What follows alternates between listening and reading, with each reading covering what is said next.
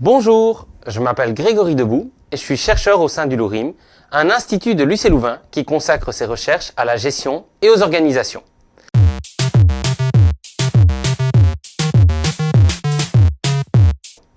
Management et organisation. L'ensemble des chercheurs rattachés à notre institut s'intéressent à des sujets qui sont riches et variés. Ma recherche est interdisciplinaire, puisque je m'intéresse aux entreprises, plus spécifiquement aux comportements durables qu'elles adoptent ou non, en réaction aux politiques fiscales entreprises par nos gouvernements. Mais pourquoi m'intéresser à un sujet aussi sexy et passionnant que la fiscalité des entreprises?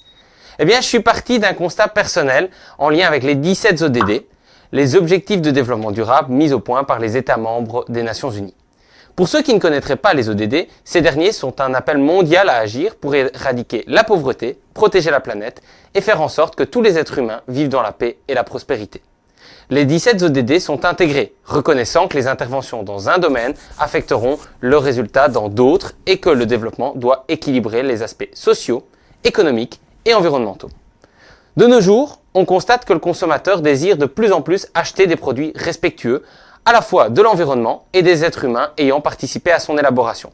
Mais la transition écologique et sociale ne peut reposer exclusivement sur le bon vouloir du consommateur. L'entreprise a un rôle à jouer dans ce processus.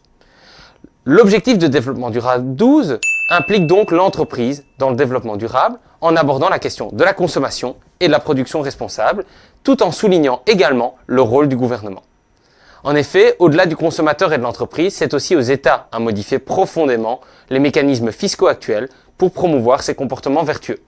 Ça passe en premier lieu par la suppression ou la modification des taxes et subsides contraires à la durabilité. Prenons un exemple. Saviez-vous qu'une part très importante, voire majoritaire dans certains pays, des subsides octroyés au secteur de la pêche sont liés à la quantité pêchée? Ce sont les grandes entreprises qui recueillent le gros lot au détriment des petits pêcheurs qui sont bien souvent plus respectueux du milieu dans lequel ils travaillent. En effet, les pêcheurs artisanaux pêchent à la fois de manière plus responsable en ne vidant pas certains espaces maritimes de toute vie aquatique, mais causent aussi moins de pertes, entendez moins de poissons morts sans pouvoir les consommer. Car leurs bateaux sont plus petits, leurs méthodes de pêche permettent aussi en grande partie d'éviter la mort des jeunes poissons. Ceci n'est bien sûr qu'un exemple parmi tant d'autres, mais vous voyez que les gouvernements ont encore du boulot en vue d'élaborer un environnement fiscal durable pour inciter les entreprises à un comportement vertueux sur le plan de la bonne gouvernance, de l'environnement et de l'aspect humain et social.